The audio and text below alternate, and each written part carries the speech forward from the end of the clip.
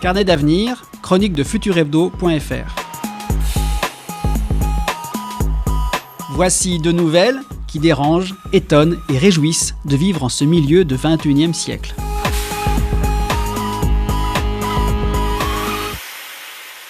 Aujourd'hui, à New York, au siège de la commission législative de l'ONU, débute une importante session.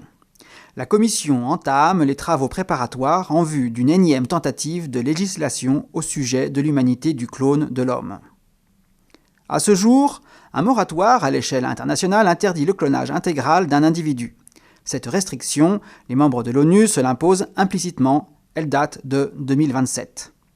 Ce moratoire avait été adopté dans l'urgence en réaction à une suite de scandales liés à des sectes d'inspiration raélienne. Ce terme fait référence à Raël, Claude Vorillon de son vrai nom. Il avait été le fondateur d'une secte au XXe siècle qui vouait un culte aux Elohim, de soi-disant extraterrestres créateurs de l'homme par clonage. Les fidèles attendaient leur retour avec ferveur. Au tournant du millénaire, à grand renfort de médias, le mouvement de Raël avait annoncé la création du premier clone humain. L'annonce avait suscité une frénésie planétaire. Ne restait plus au mouvement raélien qu'à présenter au monde le premier humain né par voie de clonage, la petite Ève. La présentation n'eut jamais lieu. Jamais aucun test ADN ne fut autorisé afin de confirmer cette première mondiale, mais le mouvement était lancé. Dans les années 15-20, d'autres sectes créèrent dans le plus grand secret des clones. Si Ève était censée être une petite fille anonyme, les nouveaux apprentis sorciers, pour la plupart, clonèrent leur gourou ou leur cadre. Les clones étaient élevés comme des bêtes de somme, tout à la merci du conditionnement de leur créateur. Il fallut l'évasion d'un de ces clones pour que l'ampleur de la pratique soit révélée. Face à l'horreur, la stupeur, à l'échelle de la planète, fut totale. À peine proposé et adopté, le moratoire international interdisant le clonage reproductif avait été rapidement renforcé par des lois nationales très répressives.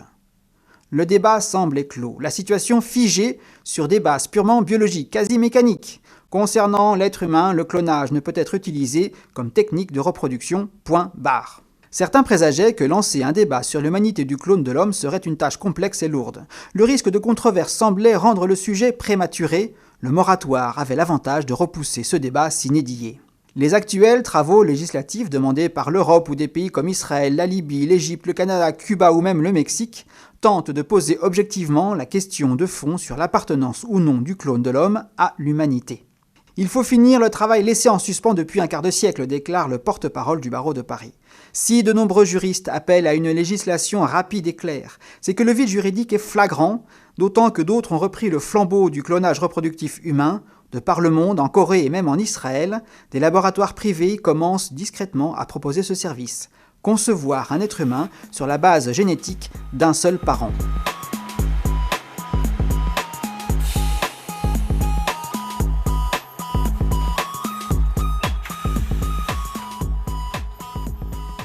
Le site avait été choisi par ses qualités géographiques. Stabilité géologique et climatique, protection contre la pollution atmosphérique et contre celle des rayonnements cosmiques sous une épaisse couche de roches. Tout convergeait pour faire de Spitzberg le lieu idéal de l'implantation de la réserve mondiale de semences végétales. Après 15 premières années de collecte, les gamètes des animaux vinrent s'ajouter à la plus grande collection du monde du patrimoine vivant.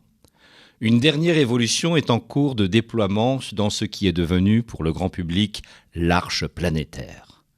Après séquençage, elle concerne le stockage informatique des patrimoines génétiques de toutes les formes de vie de notre planète. Cette troisième évolution du CMPV, Conservatoire mondial du patrimoine vivant, demandera des décennies et des moyens considérables. Imaginez, sur Terre, le nombre d'espèces se compte en millions. Les impératifs de la biodiversité nécessitent la sauvegarde de plusieurs spécimens de chaque espèce. Plus le génome concerne une espèce proche des mammifères, plus on augmente le nombre d'individus sauvegardés et donc la taille de la sauvegarde. Aujourd'hui, l'actualité du conservatoire n'est pas scientifique, mais concerne plus prosaïquement un conflit social. C'est le risque d'une grève du personnel onusien du CMPV qui font se braquer sur l'arche du Spitzberg les feux de l'actualité. Les revendications salariales portent sur les conditions de vie au Spitzberg. Les revendications des syndicats sont claires. Les salariés veulent obtenir les meilleurs avantages que le personnel des stations spatiales et orbitales. Avec une moyenne de moins 40 degrés Celsius à 2000 km de la première ville et un isolement total en cas de tempête, tout cela équivaut aux conditions extrêmes de l'espace, a déclaré un représentant du personnel. Reste à souhaiter une résolution en douceur du conflit, mais l'ONU évoque, avec de moins en moins de retenue, la gestion de l'Arche par une entreprise privée en la sous-traitant. Cette éventualité provoque une levée de bouclier. La communauté scientifique internationale ne veut pas en entendre parler. Les données de l'Arche doivent rester accessibles à tous, liberté que pourrait négocier le sous-traitant. Rendez-vous la semaine prochaine pour d'autres nouvelles de notre futur immédiat.